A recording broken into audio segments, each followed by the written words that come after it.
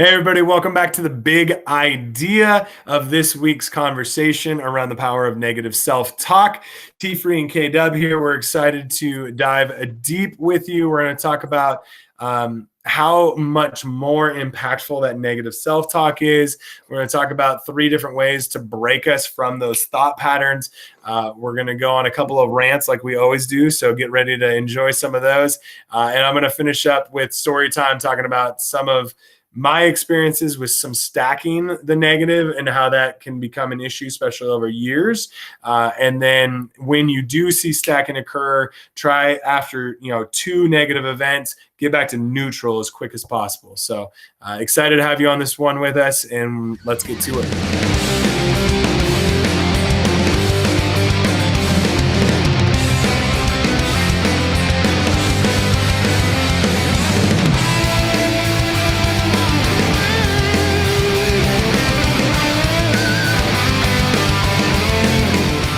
He's coming to you live from Bowling Green, Kentucky with the same energy of all 4 of his golden retrievers wrapped up in one body. He's got 7 years teaching math, 3 years working with Challenge Day, been tutoring one-on-one throughout, my best friend and an awesome teacher, T-Free. What's up, everybody?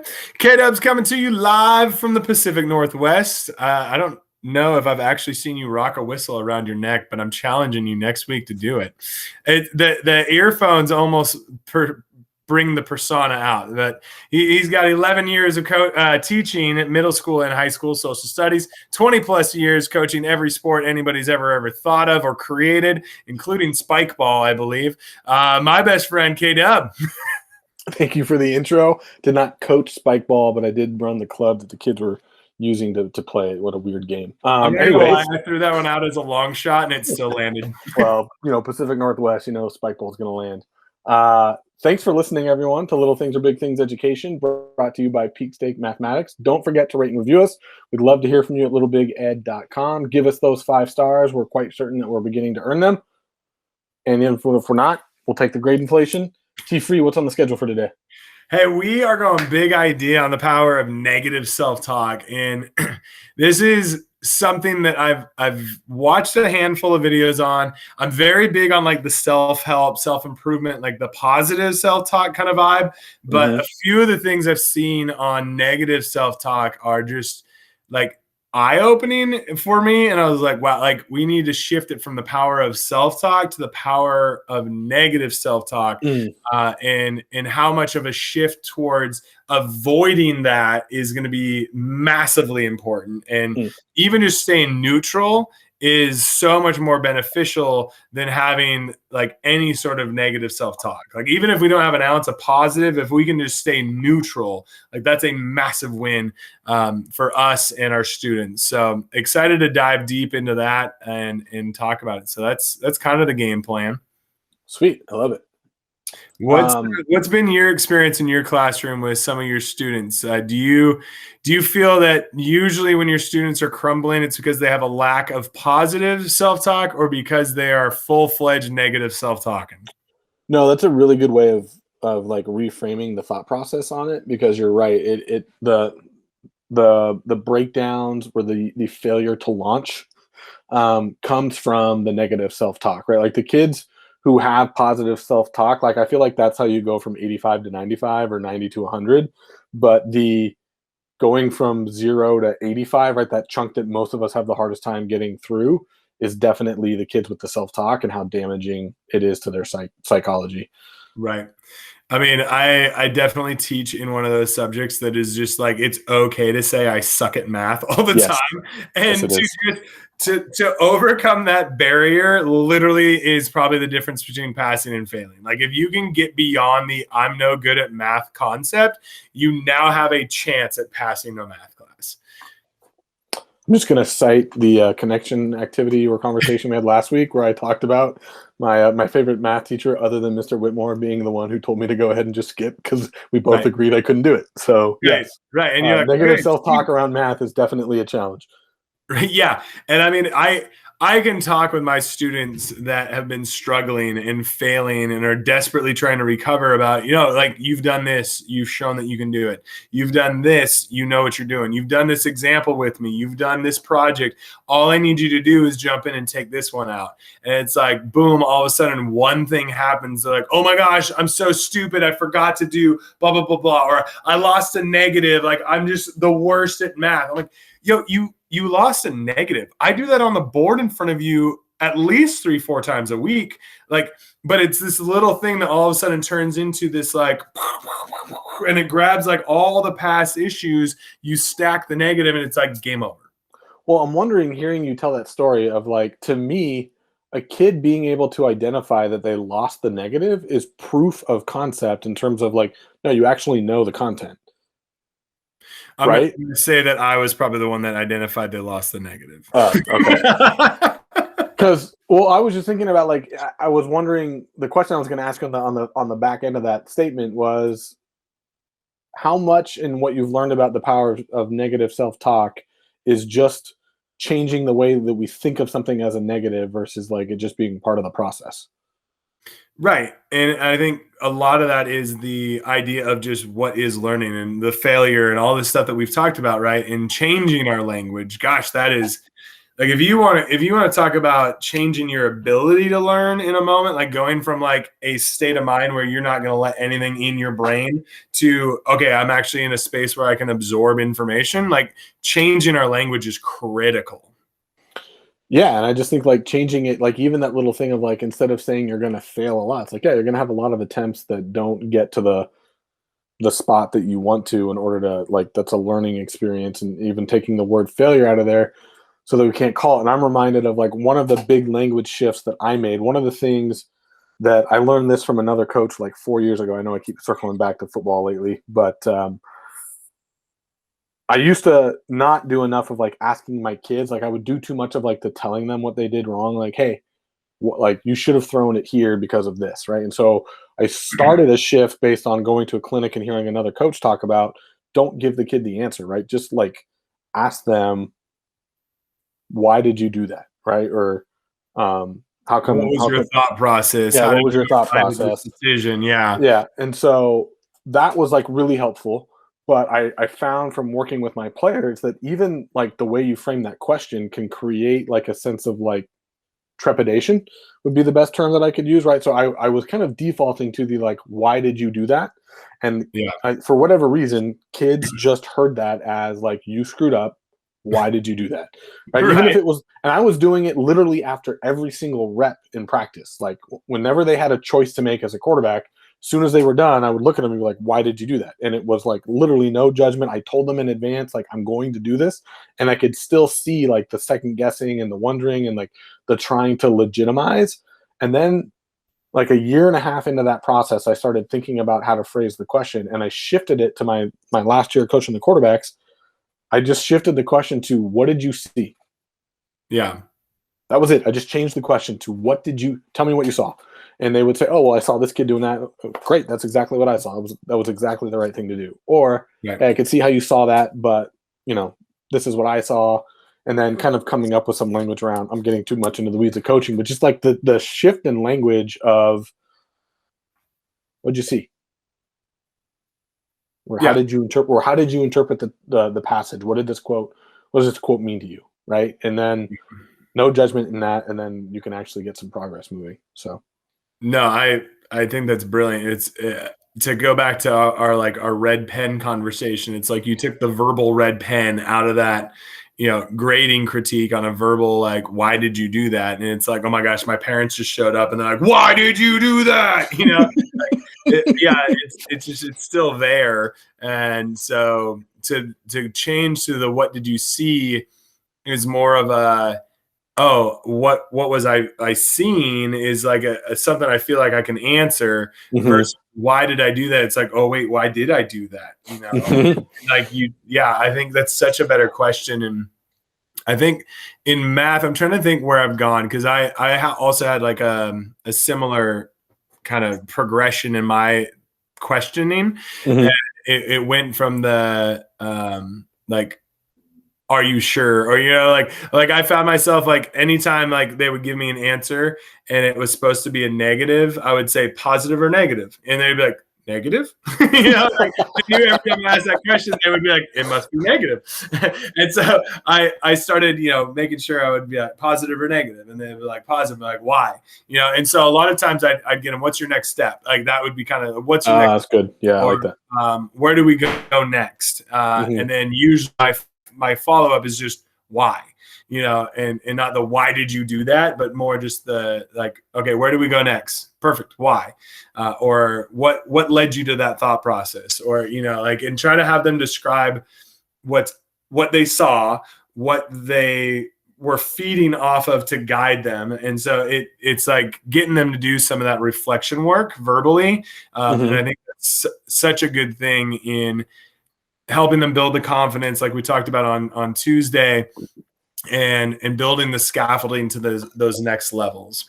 Well, and I do want to circle back to your comment about like the stuff that you learned about how self-talk is more harmful than positive talk is helpful, or like the dichotomy between those two things, because that's a new concept for me. It makes total sense upon hearing you just even describe it. But the thing that I'm wondering about within that reflection thing that you're talking about, like the other thing that I'm wondering, and I don't think either one of us will have the answer because we're not 17-year-old kids anymore, but there's just such a low stakes, okay, this is how the process works, right? Like it's not, there's no judgment in it. There's no, you did it wrong. Just like explaining, this is how I arrived at this place takes the negative out of it, right? Because it's not, why did you do it that way? You're wrong. How come you didn't do it this way? It's just like, hey, let's think through our process here and figure out where we're at.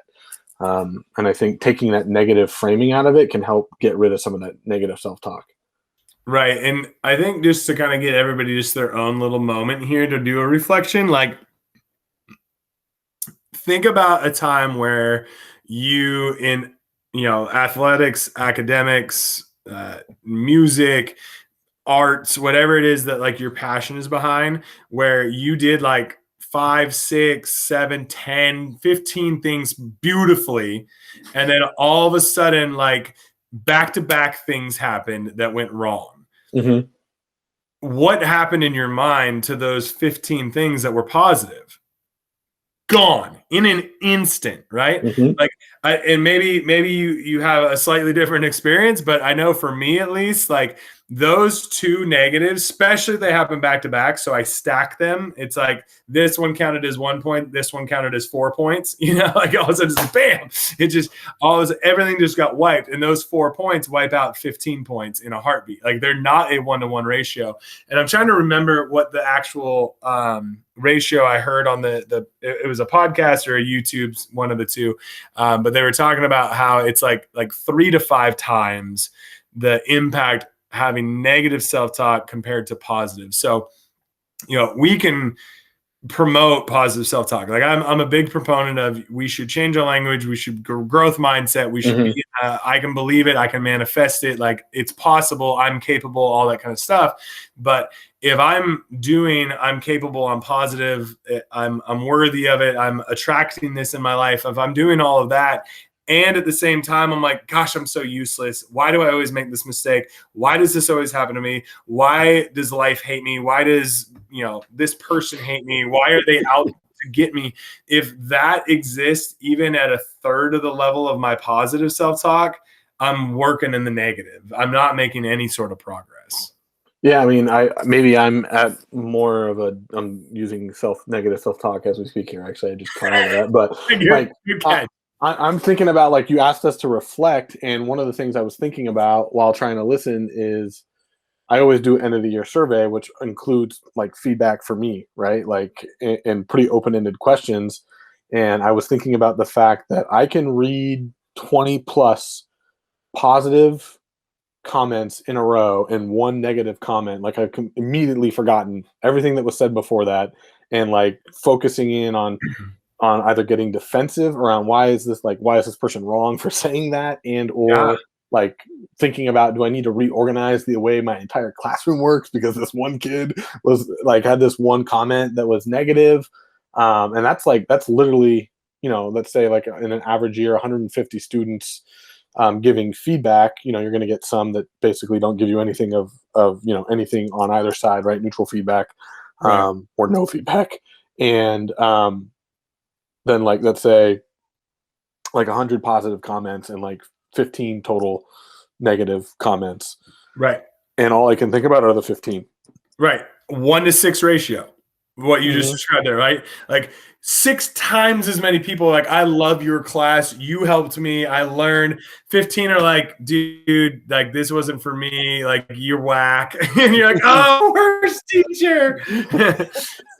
No, and it's so true. And like to go a little bit deeper on this, because this is where it started to land for me, and I became very conscious of it for my students, especially my students that I knew already had a lot going on, like emotionally, like mentally, and they were already living in that negative space a lot.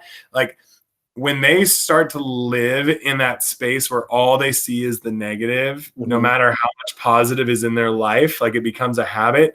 Like that's a scary place to be. And I remember I was watching the Netflix documentary on Taylor Swift, and there was a part in there where she was talking about how she was so focused on her social media and the likes and the YouTube comments, and she didn't care that she literally had millions of people who loved and adored her, but like these 1,000 trolls that were just out to wreck people's lives no matter who they were. Like they don't even know her personally, and you don't have to like her music, right? Like that's fine. Like we all have that ability to like or dislike things, but like she just lived in this space of like a 1 to 1,000 ratio even, and that negativity ripped her from any joy, any feeling of fulfillment, and like it put her in a very dark space. And like that, I think very real for a lot of us, because I've seen some of my fellow teacher colleagues all of a sudden like spiral into like, I'm a terrible teacher, I shouldn't be in this field, to my students that are like, I should drop out, like the world's better without me, and like those are very scary thoughts, and they're very real. And so for me, why I became so passionate around this idea of eliminating negative self-talk more than promoting the positive is I have felt successful in getting a student to no longer say I suck at math, or to say that I'm no good at school, or I'm a failure, right? Like rephrasing it from I failed this activity to I am a failure, right? Like that identity piece, and going to I'm trying, or I'm doing my best, or I'm going to try this next time, or like very neutral language, and how much improvement that shows. Like it's hard for me to take a kid from the bottom to, hey, I'm very strong, I'm very confident, like I'm a great mathematician, right? But I can pull them from negative to neutral, and like it's amazing how much better they perform because of how much power is associated in that negative, and how much we just shut down and we don't even try because we don't believe we can, right? And I'm not going to get the quote of credit to who it is, right? But that idea of the person who thinks they can and the person who thinks they can't are both right. Yeah, I But remember. I would argue to say the person who thinks they can't are going to be more right more often. Yes, yeah, okay, that makes sense. Yeah, I remember. I think it was Mr. Corning had that quote up above its door. Yeah. In his classroom, whether you think you can or you can't, you are right. Yeah. So, I've put a lot of energy, like you have talked about, like the positive self-talk and the growth mindset component of this. I haven't spent as much time thinking about strategies to like actively try and eliminate negative self-talk. So what are some strategies that you have found some success with in your own experience? One-on-one conversations is definitely a success for me. That goes back to all the things we talk about in this podcast, right? Like get to know your students, understand their strengths, build upon their strengths to get them back to neutral.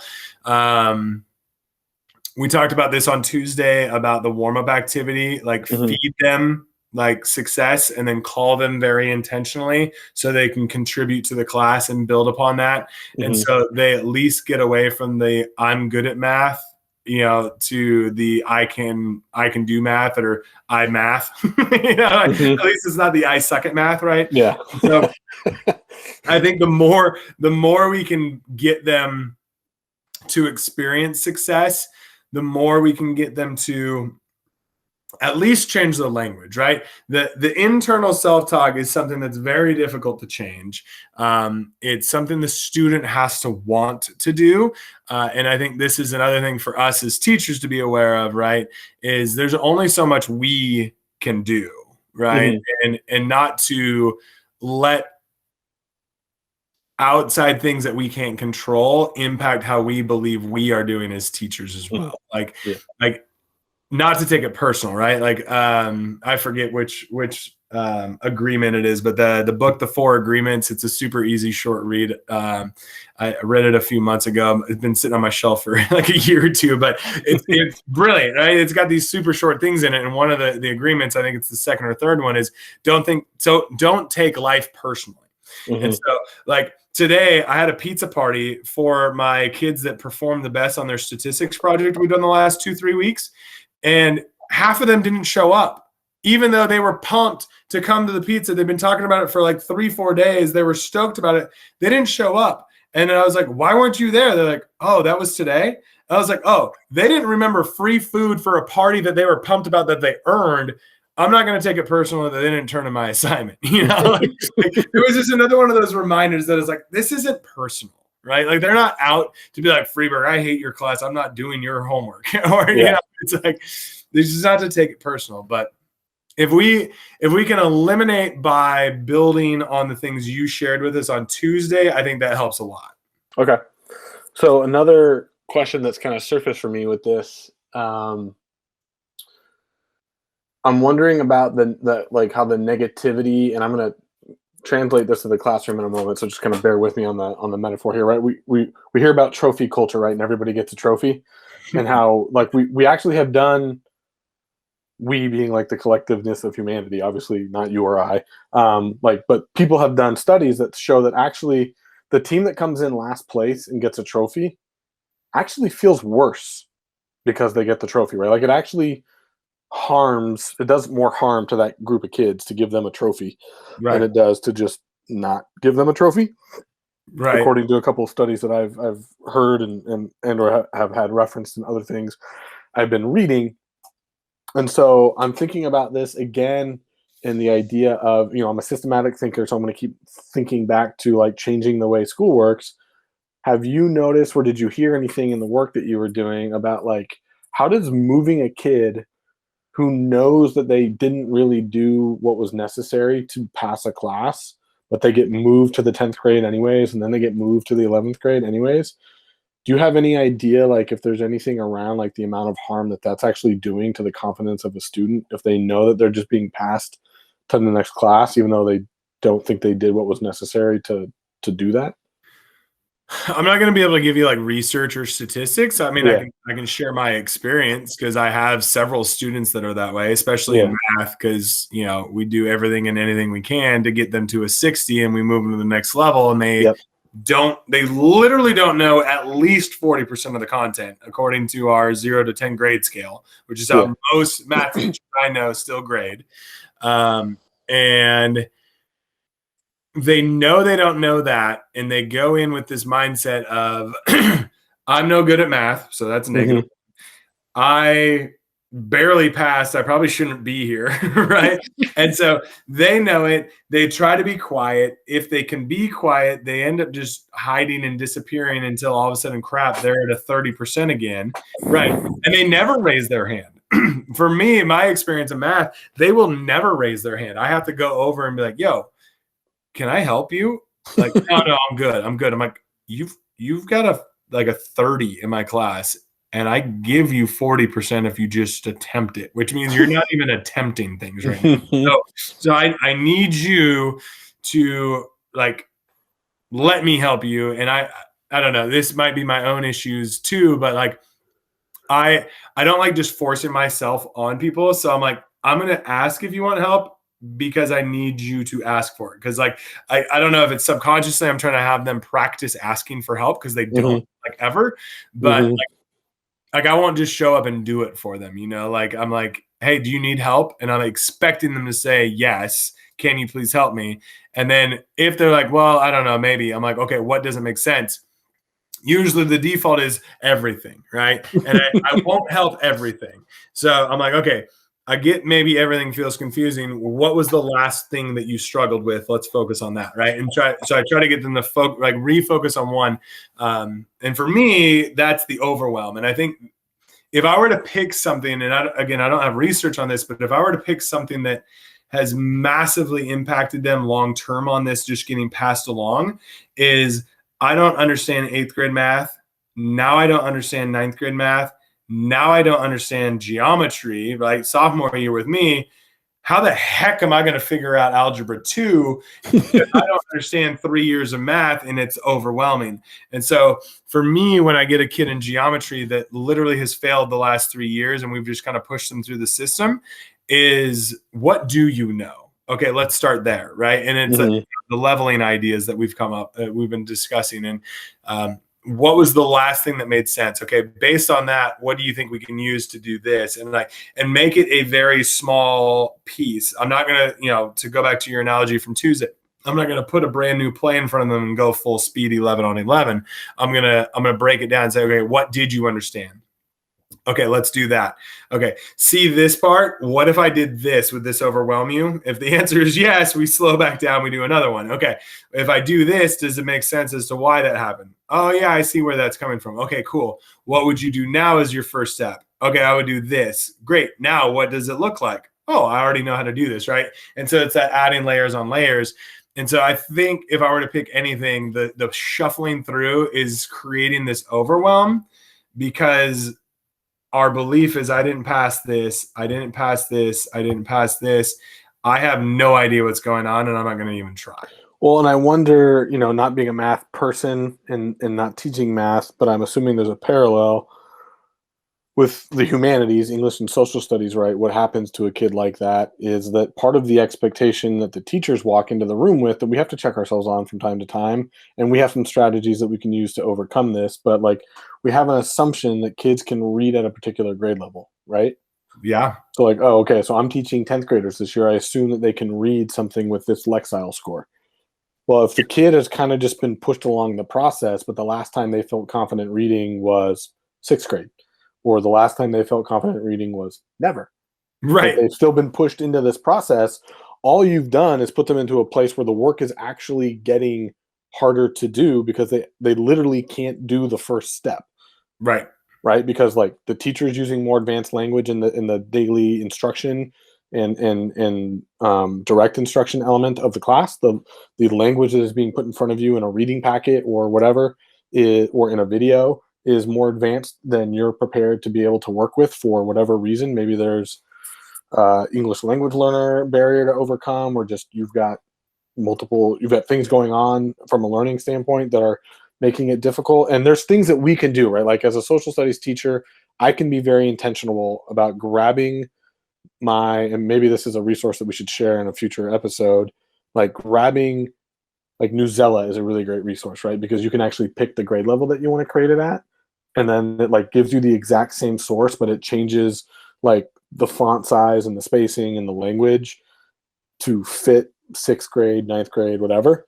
And then you can kind of create leveled readings for the kids, and you can kind of intentionally slip a kid the pink packet versus the green packet or whatever, you were talking about with Whitmer and the different color. I would imagine that's harder to do at the math level though, right? It's doable though, right? You just referenced a guy who did it perfectly. It's definitely doable. Yeah, but he can't do that for a kid who walks in and doesn't know how to do multiplication and he's supposed to be doing geometry. You can't. He can. It's just overwhelming, right? Okay. And as teachers, we get overwhelmed, and we usually don't do it. I'll put myself as an example. If I get a student in my class that doesn't understand the basics, I teach them how to use a calculator, and then I teach them the concept and how to put it in the calculator. Okay. And so my kid that doesn't know how to do multiplication or is still trying to count on their fingers and is ineffective at even doing that, I teach them a tool because that makes them feel more up to speed. And because once they learn the tool, their speed on the calculator is almost as good as somebody who is quick with their times tables or, mental math addition stuff, right? And now they feel at least up to speed, even though their foundation is still way off base from like the specific skill, so to speak. Yeah. But I mean, I don't know, man. Like ultimately, you can build a classroom that is at 20 different levels, but I'm teaching 20 different kids at 20 different speeds. And if you've ever tried to do it at 3 different levels, it's overwhelming. 20 would make all of us go insane, and we don't get paid enough to do that. So I ain't gonna do it. I mean, I hate to say that, but like, we as teachers get paid to do a very specific job, and the expectation with the scaffolding and the diversification of learning and the repetitive and the where did we start, where did we get to, hit all the standards, teach all the soft score, like you don't pay us enough to do that. Well, for me, it's not even about the pay. I mean, that's a legitimate question. We do get summers off, which I love. Like, the thing that I think about, like when you're thinking about like, okay, I've got 24 different students in here. One of them needs to learn how to read. The other one needs to learn how to do college level research papers. And I've got everything in the middle. Yeah. To me, it's not a question of pay. It's a question of legitimately serving the needs of all of that range, right? Like I, for one, don't have the bandwidth to do that. Like I just know that again, using the sports analogy, I don't have the bandwidth on the same practice field working towards the same Friday night deadline to get a 6th grade level football player and a 12th grade level football player to be like feeling like they're growing and learning in a way that's valuable. It's not even about whether or not the 6th grader is going to be ready for Friday night, because the answer to that is obvious. No, he's not ready. The problem is, how do I even give that kid a valuable experience that they're going to feel like they don't need to have negative self-talk, like they're getting something out of it and wanting to come back, and also providing that to the upper tier kid. And this is where tracking comes in, right? But we also know that tracking is extremely harmful to kids. And so I don't know how to uncrack this bottle, but I or whatever the appropriate metaphor there is, but I'd push back a little bit on, and I know you didn't mean it this way, but like, it's not because we don't get paid enough. It's because it's literally not possible to do all of those things well. Correct. And you could pay me $1 million to do it. Eventually get really good at it. It's because I put in 60, 70 hour weeks, end on end on end on end, and you paid me for 37. That's where I'm coming at it. For me to do a job of 6 teachers and you pay me for 1, that's what I'm arguing, right? Yeah, and my yes and to that would be, even if you paid me $1 million a year, if you put 45 students in my classroom and they all needed their own individual lesson each day, every day for 90 minutes a year, like I could not meet. It doesn't matter how much you pay me, I could not meet those needs. However, every single day. However, for $1 million, I will try longer. However, with $1 million, you've got enough resources to get a team around you that can do it. Yeah. Right. Like you get to a certain amount where all of a sudden now, like in my classrooms with my ESL students, we have a smaller class size with multiple aides in my classroom because we're trying to help them get to the next level. And I do have students in that group that 1, can't speak English, 2, haven't done math since the 3rd grade because they're refugee students, and you're overcoming that with a student who transferred from the top of their class but can't speak English very well. And so they're in the same dynamic. This kid feels stupid and won't give you any of the effort. This kid feels bored. It's like, what do I do? So yeah. And to get that negative self-talk, I unfortunately will tend to push the upper level kid and try to hope like crazy they at least hang onto the rope as I'm yanking the bottom. Like I'm like, hey, you're coming with me. Just hold on. Let's go. And like, I hope you're going to pull something out of this, because I'm going to show you some cool things. it might be beyond your comprehension level, and I'm going to come back and try to help like piece some of it together. But I don't know. For me, that's where I've chosen to spend my energy, is to push my upper level and hope that, like when the tide rises, all the boats rise, right? Like I'm hoping I'm going to bring everybody with me if I stay at a high level. And I think I do a decent job of that.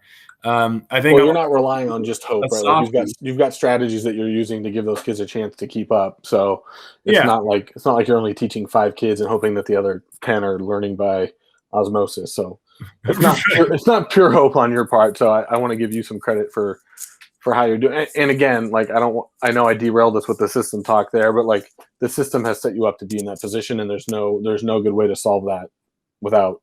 Yeah, if you give me $1 million and I use half of it to pay for other people to help me get to the end line, right? Like, sure, game on. But like, and those 4 people are going to be able to create beautiful content for all those levels of learning, and then I can come in and be a Whitmore that has excellent content, and I can just coach, at all levels, because I can handle those levels. I just can't handle getting all the resources that help properly guide them, and then. Again, to your point, if you spread us thin enough, I'm getting 20 kids at 20 different levels.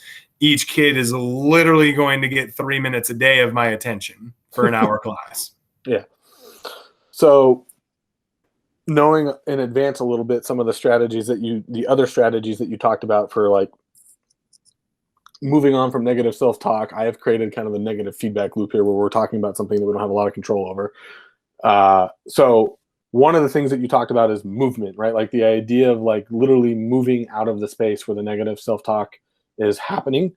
What are some other like kind of default strategies that you've learned for just like kind of creating that like move to the next thing, right? With the negative self-talk. So if I think about some of my students and even my own experience a bit, when I get into a negative self-talk loop, right? I'm in a negative spiral. The thing that needs to happen for me is I need to break it, right? Like it needs to get cut off, and I need to get out of it. Full disclosure, this is the one and only time I will swear in the presence of a child. and it's a one-on-one conversation. It's very quiet. And it's when they are in a state where they hate whatever's going on and they cannot get out of it.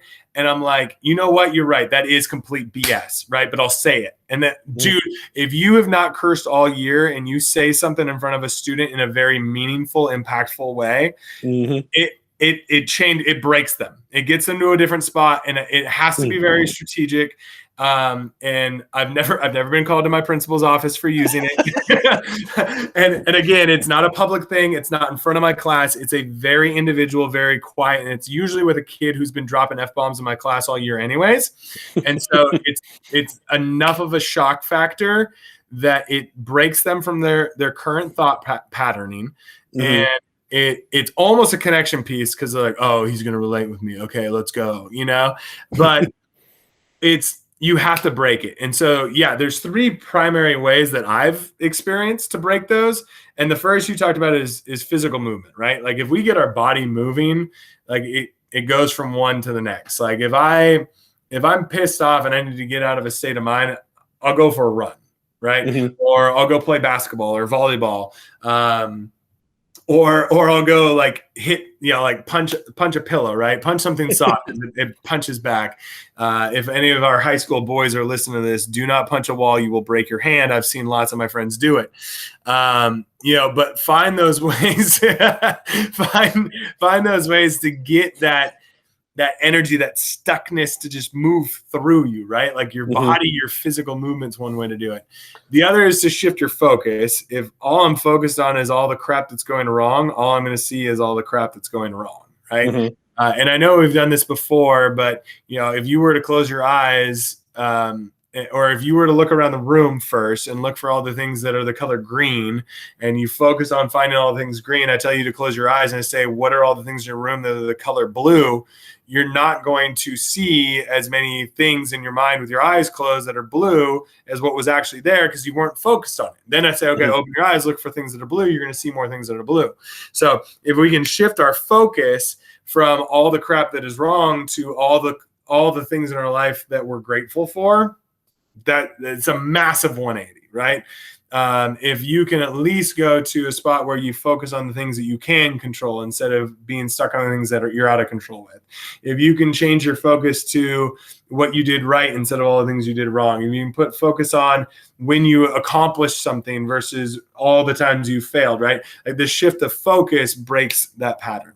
Okay. And then we talked about the language earlier today too, but that would be the third big idea for helping us break that negative self loop, that spiral is, I got to change my language and go back to either like a growth mindset or an attitude of gratitude or, whatever it is to help us shift it up. So I'm sure you have some strategies. I will share. I didn't have like this kind of framework to work with that you've got, but I know like two things that work really well for me that relate to those.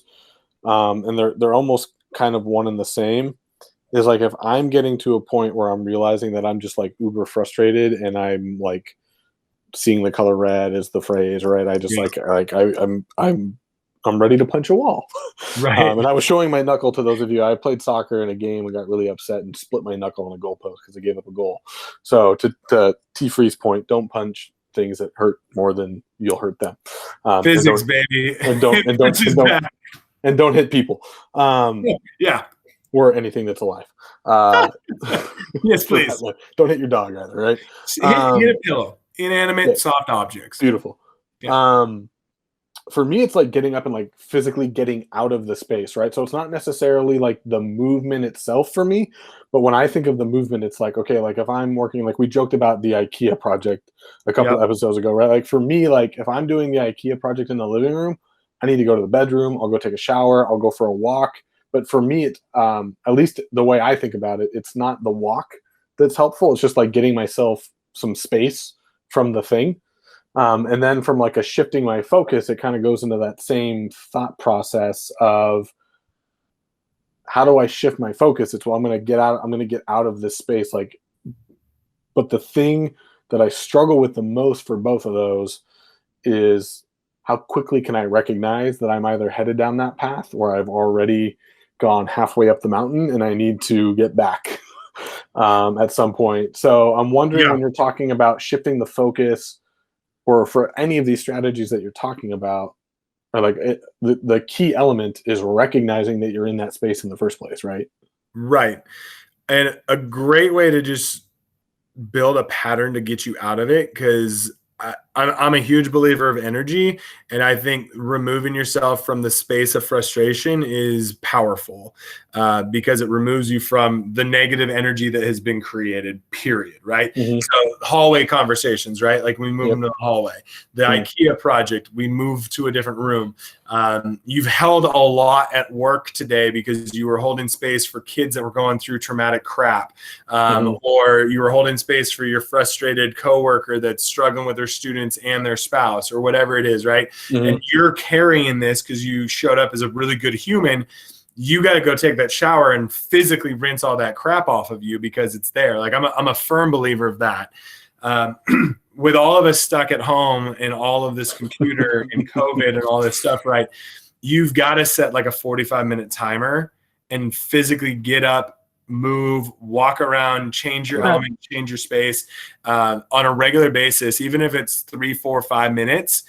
Like no matter what you're doing, if you're in the middle of a project, like hit that timer, get up, shift it a little bit, right? You got to move, because if you get stuck in a spot, especially if you're having like writer's block or you're in a creative, dead zone, like you've got to change the space, you got to change the energy, and I think for multiple reasons, but that's a good strategy. I think everybody should take with them is set their timer for 45 minutes. I make my students do this when we were virtual. I was like, set your timers for 45 minutes.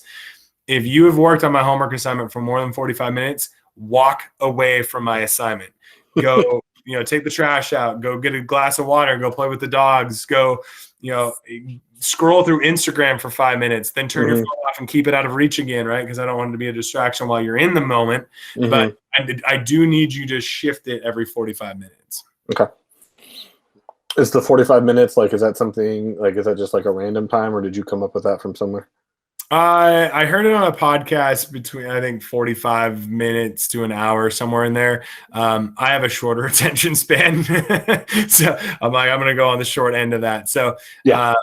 I mean, there's moments where I'll sit still for an hour and a half. You know, sometimes you and I get in that, great conversations here, and we've been sitting for an hour and a half. But the first thing I do as soon as I'm done here is not to go then upload the podcast, make the cuts, get the music in, right? Like I get up, I physically shift, I take the dogs out. Like I got to get out of this space before I go back into a creative mindset. So, okay.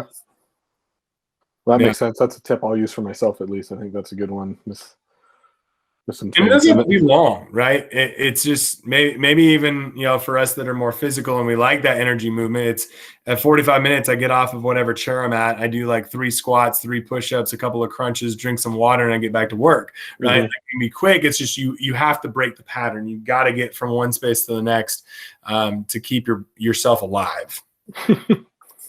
So yes, especially during the pandemic, as you said, right? Like we can get trapped sitting in these chairs for a long time. So. Right. All right, folks, before Tim starts with his story time, just wanted to remind you that at littlebiged.com, we are available for our free resources.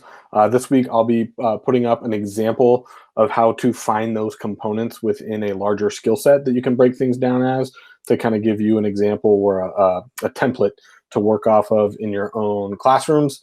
And you can always still rate and review us on littlebiged.com. Little Big Things Education podcast can be found. Spotify, Google, Apple Podcasts, Stitcher, anywhere you find podcasts, we are available. So go ahead and rate and review us, and we'll get back to Tim's story. Right. Well, I'd love to close this with some story time. We kind of talked a little bit about some of the stuff I've already been doing, but for me, when I think about negative self-talk, I think about how quickly I used to crumble in high school and how that pattern took me a long time to work away from, and how quickly I can still crumble if I get lazy on my work. Right. So like, I don't know, like I guess at this point I can probably toot my own horn. Like I was a pretty good student. I was a pretty good athlete, and I just never thought I was good enough. And for whatever reason, like that was in my head. And so I would do something good. I'd make a good block. I'd make a good tackle. I'd make a good read. I'd, make a good shot. I'd, whatever, it would get a good score on a test. And like in that moment, I'm like, great, what's next? Great, what's next? And then as soon as there was the failure moment, I'm like, gosh, I knew I was going to fail. I knew I was going to fail. And even if it has been a month since I failed, I knew it was coming, right? Like I prophesized this and I knew it. And so I would stack a loss on top of a loss on top of a loss. And then by the time I'm in college, I have all of these years of high school losses stacked. So every time I fail in college, and I've talked about this a little bit too, right? Like I would just go and drink it away and I would forget about it, right? And the thing I eventually learned about drinking is if I ignore stuff, it's still there when I wake up and sober up. And so I haven't done any of the work to make it any better. It's still there, and it continued to stack. And so for me, what I really would like to put forward for people is this idea of, if you can stay at least neutral and be comfortable with being average at moments. I think I don't know if that's the right phrase I want to go with, but if the more I've been comfortable with just being present, and I didn't need to be outstanding. I didn't need to be the spotlight. I was there. I was doing stuff. I was present, and I was showing up.